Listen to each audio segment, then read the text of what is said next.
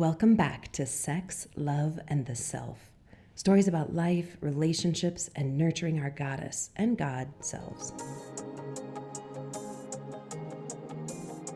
I remember the feeling as an uncomfortable melange, a guilty pleasure tinged with a deeply ingrained sense of shame the first time I set foot in a pleasure boutique. My ex-husband had taken me to strip clubs before, so it wasn't an entirely foreign idea when my new boyfriend suggested we do a little personal shopping.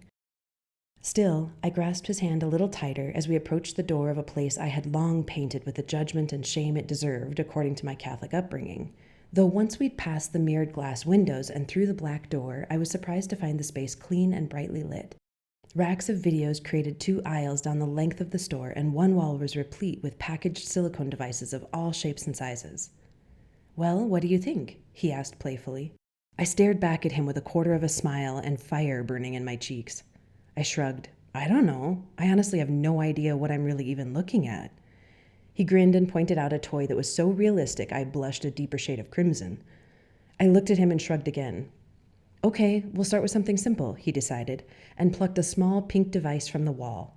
It looked like a tampon dipped in silicone with an itty-bitty remote control attached via a long cord.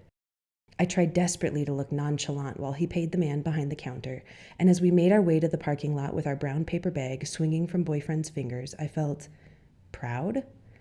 There was a sense of victory over judgment, as though I had just taken a massive step out of the good girl prescription that had been thrust upon me as a child, and into a freer me, a wilder me.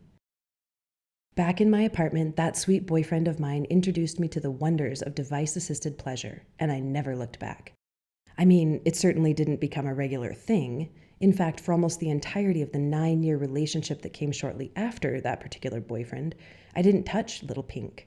Mostly because the new guy was a purist, and things like that kind of freaked him out. But on the occasions when he was out of town, and particularly after we broke up, I found that itty-bitty battery-powered plaything a real delight. The truth is, I've had a rather rocky relationship with pleasure. Self-pleasure, I mean, and not just the sexual kind. I've struggled to enjoy downtime because I feel guilty, and kept myself so wrapped up in the potential pitfalls of any given situation or relationship that I don't actually enjoy the good parts. Of course, that could have had something to do with the relationships themselves. Either way, pleasure of any kind, and especially sexual self-pleasure, was something I really had to work toward. So when my little pink toy finally bit the dust, I thought, why not indulge in something new? An acquaintance of mine sold these type products as a side hustle, so I reached out and confessed to her that I didn't know much about what I wanted. Just that I was pretty sure I responded well to very focused attention. She graciously talked me through a couple of options, and I settled on an elegant, curvy version of the male anatomy it was meant to represent, complete with a little pleasure wand to give me the focused attention to which I was accustomed. The excitement I felt when I pulled Pink 2.0 from its nondescript parcel delivery box was short-lived. "I can't make it work," I whined to my best friend. Laura doubled over with laughter and said, "I think that's the saddest thing I've ever heard," as she wiped tears from her eyes. Comically sad, perhaps, but true. First, I couldn't figure out how to plug the damn thing in. Turns out there's a teeny tiny little hole in the silicone on its bottom. Fitting, perhaps.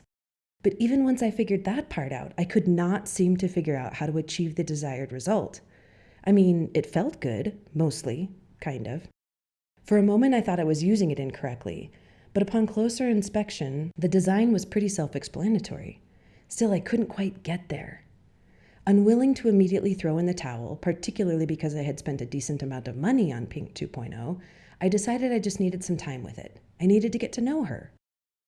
I practiced for weeks, trying to relax and just explore, release any predetermined judgment of how it should work. Progress was made, and eventually I came close to getting the kind of reaction I'd been hoping for, though I was also very aware that I was not using it as its designers intended. But at that point, I just wanted to get there. Instead of letting her go and shopping for another one that might be a better fit, I doubled down on trying to make myself enjoy her the way she was. Eventually, Pink 2.0 and I made peace. I began to understand her buttons and how I react to each of them. I learned how I liked her to touch me. Ultimately, she taught me things about my body that I hadn't known I didn't know. A couple years into our relationship, she could take me to the stars and get it done in a jiffy. So of course, when I moved to South America, I was not going to leave her behind. I arrived at Miami International Airport on time, hauled my 3 massive suitcases through the terminal, only to find a ridiculously long line of people snaking from the check-in desks to the rear wall. I could almost feel the stress hormones coursing from my brain through my body. By the time I was called to the desk, I had just under an hour to work my way through TSA and get to my gate. When I heaved my first submarine-sized wheelie bag onto the scale, I was surprised to realize that I was shaking. Wait, no, that was my suitcase. It was vibrating, and not particularly quietly. The man behind the counter gave me a confused look, which I shot right back at him, and then it hit me. Pink 2.0 must have had her button pressed, likely by the weight of the rest of my luggage which had been piled on top of her en route to the airport. My level of panic skyrocketed and drug my humiliation with it as I proceeded to yank panties and bathing suits and all other manner of clothing from the bag to find the pulsating silicone toy. My heart pounded and time slowed to a near standstill as I extracted her from the depths of the bag and fumbled for the off button, keenly aware of the hundreds of people lined up behind me and the judgmental stare from the impatient desk attendant. Long minutes later, I had collected my underthings from the dirty tile floor and hastily shoved them back into the bag with Pink. I'm sure the check-in guy knew as well as I did that it was likely to happen again, but he handed me my boarding pass and passport anyway, and I slunk away from the counter hoping that her battery would die during the 4-hour flight, and that the people directly behind me in line would not also be my seatmates. I was not particularly excited about bonding with a new friend over the size and shape of my chosen personal plaything. I like to think of myself as an empowered woman, in a general sense. I stand firmly on my principles, and my right to pleasure is unquestionably on that list. To my logical mind, there's no reason in the world that I should be ashamed even if everyone on that flight knew that I liked bedroom toys. Though whether or not it should exist is not a factor in the truth of its existence. It's the same thing with tampons. I dream of a world in which no one is uncomfortable with the term or the product. Men who are willing to pick up a package for me at the store or actually want to know what's going on with me and my cycle, I regard as kings among their gender. Still, I was in my early 30s before I could buy condoms or tampons or pregnancy tests without also buying a magazine with which I could hide them. Hauling out my vibrator in front of a multitude of people was other-level embarrassment. You'd think I'd have learned my lesson, and I did to some degree when I packed for a 3-week trip to Ecuador a few months later. I wrapped Pink 2.0 in my squishiest sweaters and made it through the check-in without a hitch.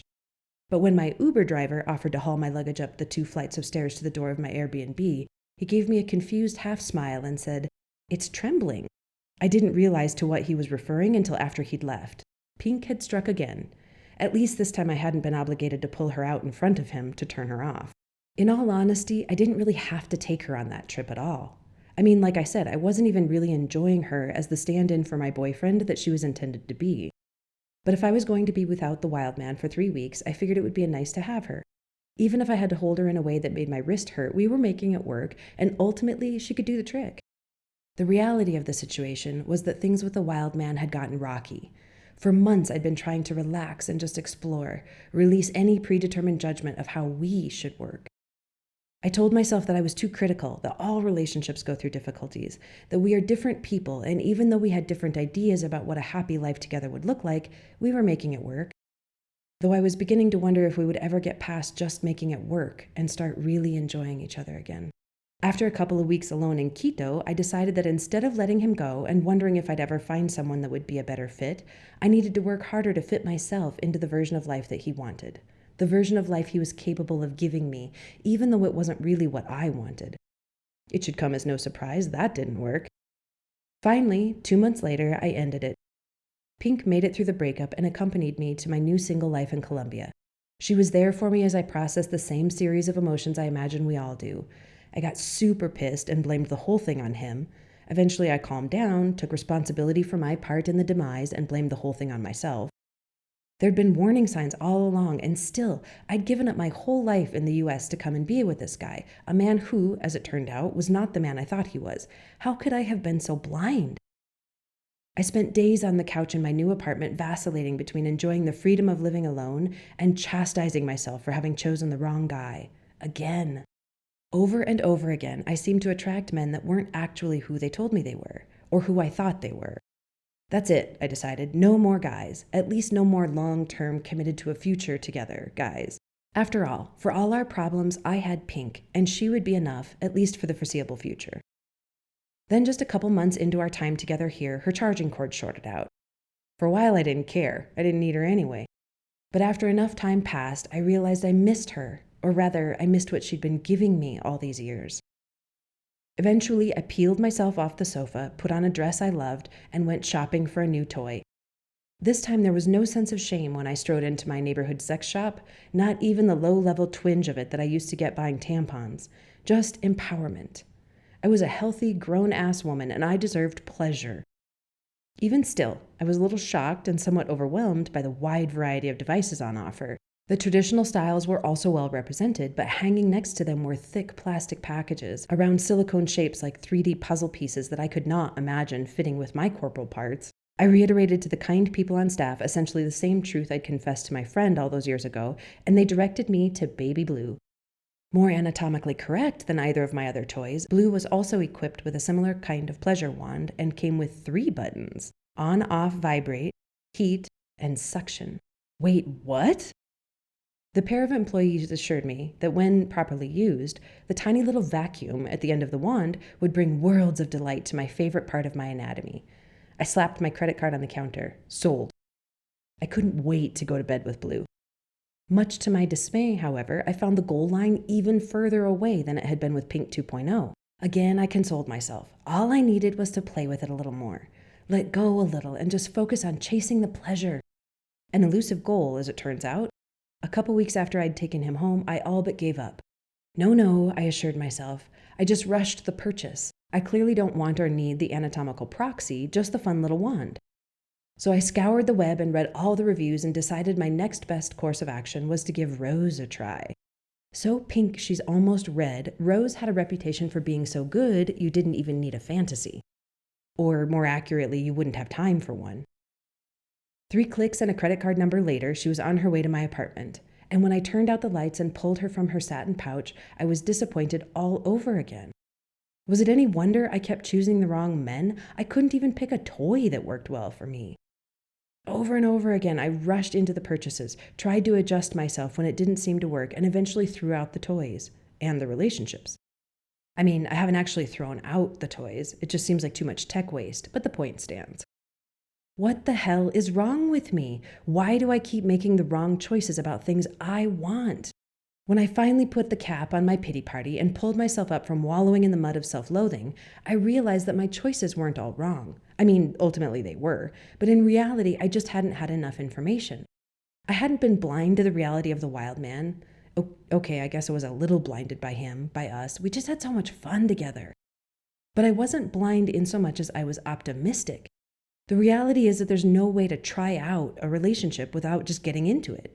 You can't be in someone's life gauging the emotional, physical, and logistic viability without feelings getting involved. I was taught that if you dated someone long enough before you committed, you'd have a much better chance of the relationship working. But then I realized that when you don't actually live with someone, there's no way to know what they're like outside the context of dating. When they've had a terrible day and their hamster had a heart attack in the wheel and there's no way to put their best face on anymore. That's the kind of deep knowledge of someone, intimacy, that I later decided was only possible if you live with someone. The thing is, you can't really live with someone without planning for the future, even if it's just whether or not you're going to accompany him to his niece's orchestra concert. Eventually, you're talking about where you're going for the upcoming holiday, what you'll do on vacation. Before you know it, you're all the way in. Emotionally, I mean. You've got future plans and dreams tied to this person. So even if it turns out that the trial period gives you a solid, nope, this one is not for me, you're still going to get your heart broken. The point is, once the plastic seal is broken, there's no returning the vibrator, nor getting out of the relationship unscathed. All I can do is be a more conscientious shopper, spend a lot more time getting to know what I really want from a toy and a guy, and try to go with my gut instead of someone else's review. Looking back over my romantic life, I noticed some alarming similarities among the men I'd chosen. Youthful in almost every way, unmotivated for more than seeking as much pleasure as possible in life, emotionally closed off, and perpetually attention-seeking. Coupled with my deep fear of commitment, eternally future-looking perspective, sempiternal insecurities, and emotionally open nature, it's no surprise those pairings didn't work. What I want is a secure, self-aware, and emotionally mature man that is driven to achieve his dreams. Why haven't I been attracting those guys? Because I've never thought of myself as that kind of woman. I've never even considered imagining myself with a mature, successful man. They've always seemed sort of beyond me. Like, I'm not good enough for a guy that genuinely understands himself, believes in himself, and is driven enough to dream big and succeed. Those early boyfriends and I had fun together, but when it came to real life, it didn't quite work. The relationships looked great from the outside, but they weren't actually fulfilling for me. So they couldn't have been fulfilling for them either. It wasn't anybody's fault, really. I just hadn't brought into focus what features I absolutely wanted in a partner. And because those early relationships started out so fun, I think I sort of accidentally put blinders on. I continued to find myself attracted to the same kinds of men, not realizing that what I wanted and needed in a relationship meant that I needed to be looking for a completely different kind of man. I absolutely deserve that kind of man, the successful, driven one. Just like I absolutely deserve a toy that facilitates my pleasure, though I still have no idea what that plaything would look like. There's nothing wrong with me, nor with them.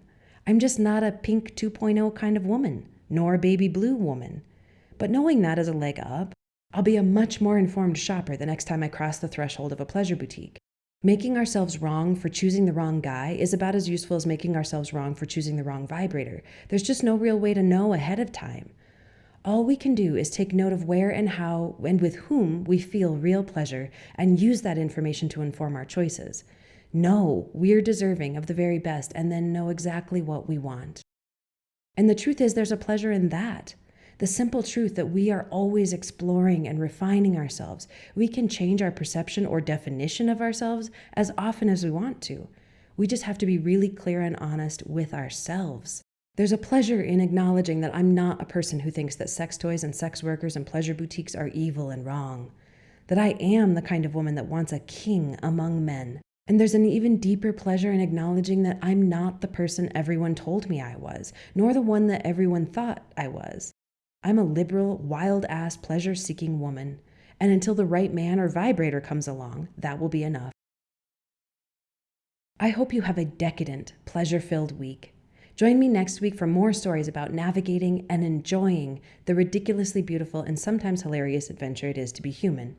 If you liked this podcast, please remember to subscribe and consider supporting us on Patreon, where I'll share the more intimate stories, the deeper dives, and explore how we can love ourselves and our lives more through these experiences, the way we can be better beings. Learn more at patreon.com/Jacqueline Lene. And if you'd like to create more pleasure and self-love in your own life, check out the books, workshops, and personal support programs offered on my website at authorjacquelinelene.com. That's JACLYNLANAE. Thanks for listening.